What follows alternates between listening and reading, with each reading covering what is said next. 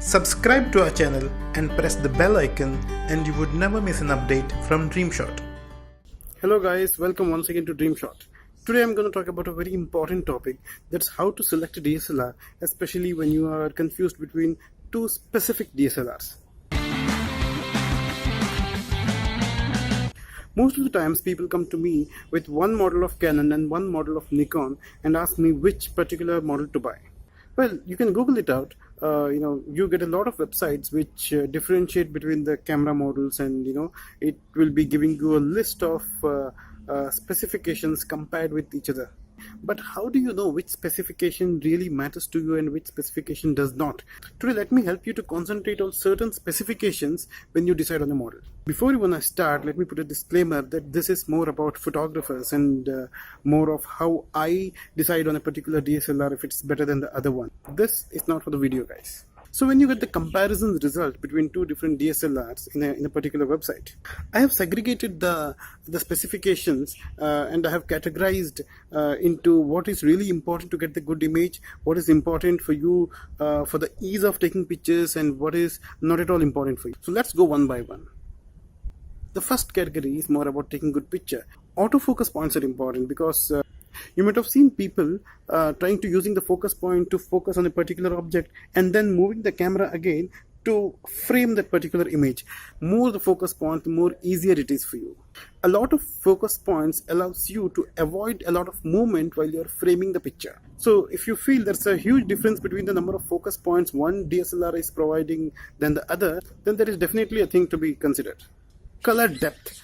Most of the photographers ignore this, and it is very important. It is the capacity of your DSLR to see more colors. DSLR A may have the capacity to see 100 different types of reds, and DSLR B may not be able to see all 100 types. For this reason, the image quality of DSLR A will be better than DSLR B just because most of the colors which are naturally available are captured in your frame when you click it with the DSLR A. Dynamic range is important. I have explained about the dynamic range in a different video, but let me give you a short summary. It's more about the capacity of the camera to deal with the different kinds of exposures in a single frame. There may be a bright sky, there may be a person with a lot of light on his face, there may be a person with very less light on his face. So when camera sees a lot of variations in the exposure in a particular photo, and still the DSLR is able to get the details in all kinds of exposures, then it has a good dynamic range. So if DSLR A has a better dynamic range than DSLR B, then you have to consider that. Low ISO performance, most of you know it's one of the very important things. And if a DSLR has a better low light performance, you should definitely consider that.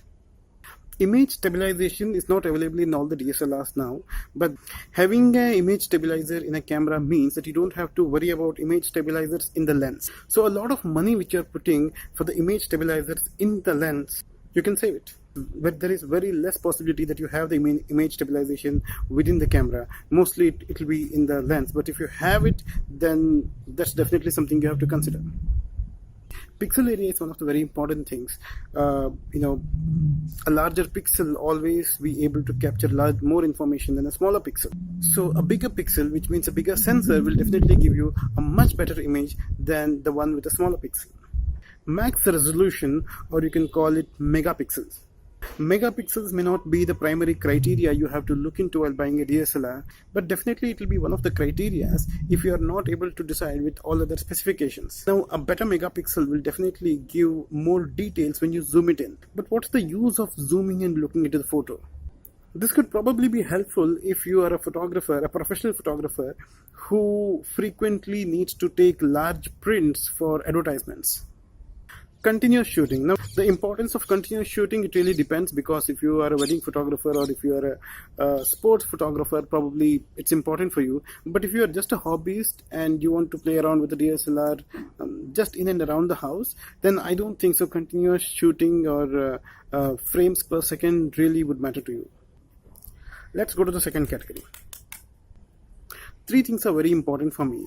One is when the DSLR supports two memory slots. Usually one is for CF card and one is for the SD slot. If you're a professional, it's really frustrating when the memory card gets full in the wrong time. If you have two memory cards, then you can use it all day. off-camera flash is something which is very important for me. I think it's important for most of the professionals. You don't like the photos where the flash is thrown directly on the face. You want to bounce light. You want to use the off-camera in a very creative manner. So personally, I would try to avoid the default flash which comes over the camera. I would like a horseshoe and an external flash which I can use. Battery life is very important. You can have multiple batteries, but again, like memory cards, you don't want to change the battery in a wrong time, and you don't want to do it multiple times in a day. So to avoid changing batteries multiple times in a day, I think it's really good to go for a battery which has really long life. This is the third category, and whatever I have listed in the third category may be an advantage, but I would say they should not be the primary considerations to compare between two DSLRs.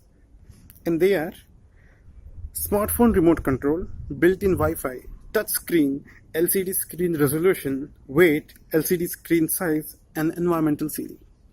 And I have last category, and I have 4 elements in this list. These things are only important for the video guys, and we photographers don't have to break ahead for that. Time-lapse recording, microphone port, headphone port, and 4K recording. Thank you so much for watching this video. Hope this video helped you. If you have any comments, queries, or clarifications, feel free to comment in the comment section below. Thank you once again and take care.